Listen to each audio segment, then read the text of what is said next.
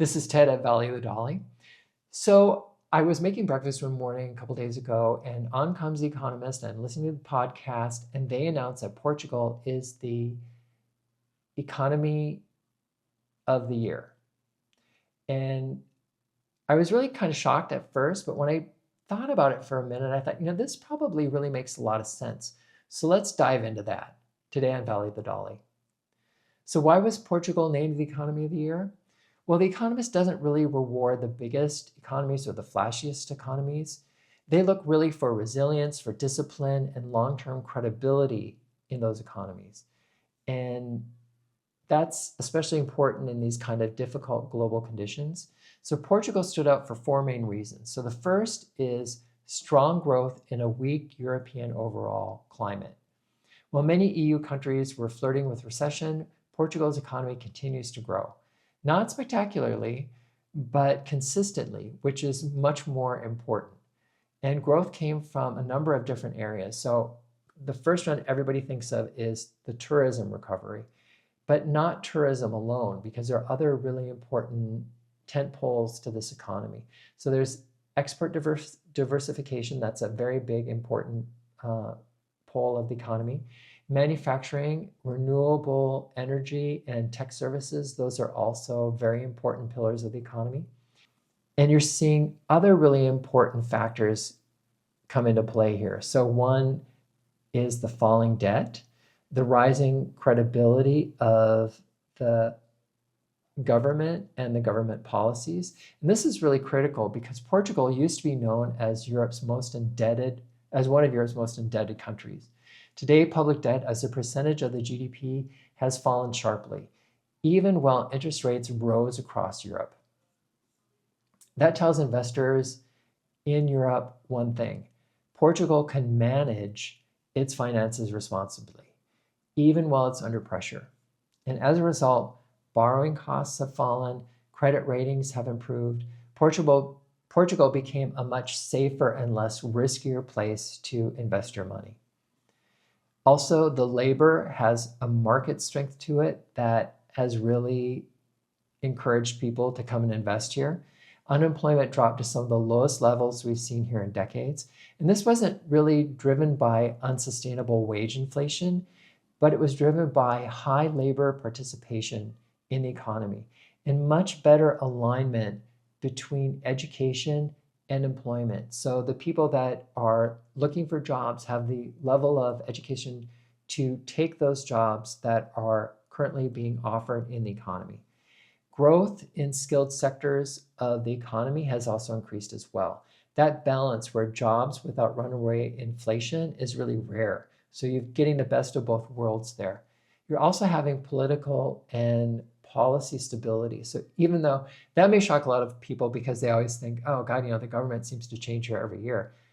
But even through that, you still see an economic, but through all of this, you've seen a determination by the parties who have been in power to keep the economy moving forward and to use fiscal discipline in running that budget each year for the government.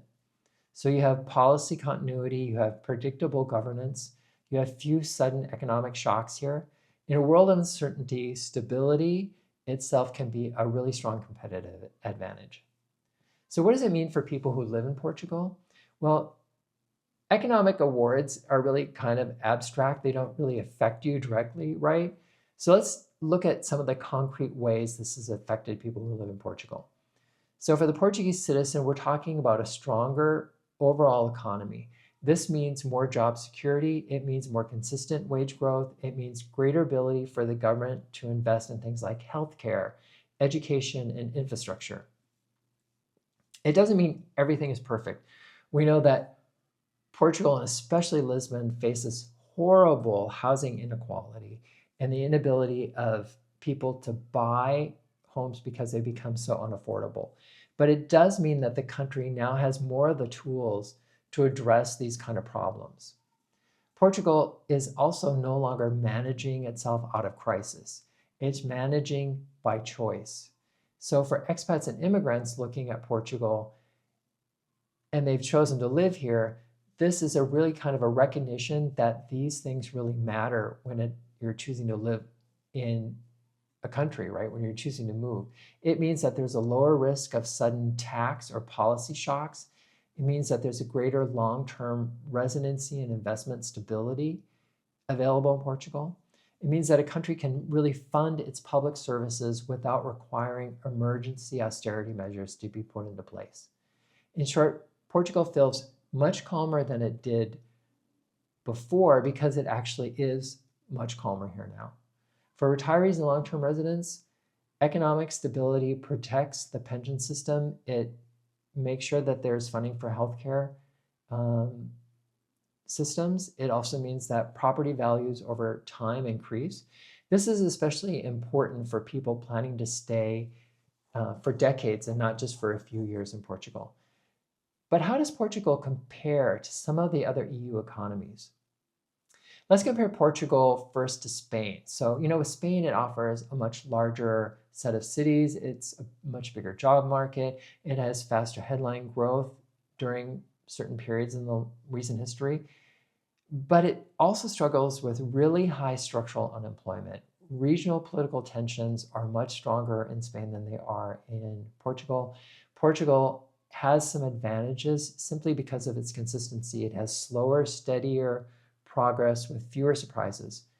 If you look at Portugal versus France, France has really strong infrastructure, world-class healthcare, a massive economy, but it also faces really horrible, persistent labor unrest. You see all of the protests that have been going on over the last couple of years. You have high public spending pressure because you have the government spending much more than it's taking in revenue. You have difficulty implementing these reforms that are going to be needed to set the budget straight in France. And meanwhile, while all of these things are going on in France, Portugal has managed to reform itself quietly. If you look at Portugal versus Italy, Italy shares many cultural attractions, but it faces a lot of headwinds too.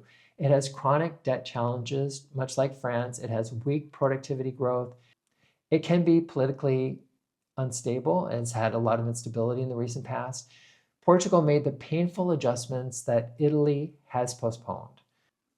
So if you look at Portugal versus Germany, Germany remains by far Europe's largest economy. It's an industrial powerhouse, but even Germany has struggled recently. It has had horrible energy shocks after Russian gas and oil were cut off at the beginning of the Ukraine war. It has faced slowing exports, structural challenges in its manufacturing and its ability to export those manufactured goods. Portugal doesn't compete with Germany on scale. It competes on Portugal's ability to be adaptable. And if you look at another economy of about the same size, you look at the Netherlands, you're looking at a country that is very wealthy in the Netherlands, very business friendly, but housing is far less affordable in the Netherlands. It's also the cost of living is much higher there. Social pressures are really on the rise in the Netherlands. And Portugal offers a much different trade-off. It's less wealth concentration here, more livability, and rising but not peaked yet potential in the economy. So why is this recognition really important right now? Well, Portugal getting awarded this matters because it changes the old narrative of how we viewed Portugal. For decades, Southern Europe has been seen as financially unstable, politically unstable, economically dependent on the EU, and Portugal's quietly disproving that story. It didn't do so with a lot of drama. It did it with discipline, pragmatism, and patience.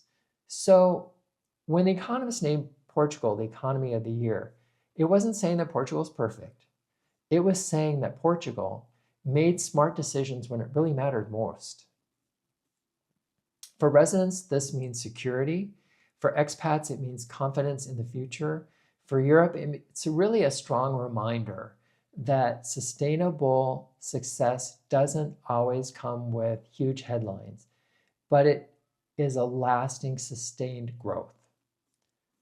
So Portugal didn't really just win an award. What it really won was the trust of some of its biggest critics. In today's economy, trust can be one of the most important currencies of all. This is Ted at Value. If you like this content, please like and subscribe, and I look forward to talking with you again soon. Thank you. Bye now.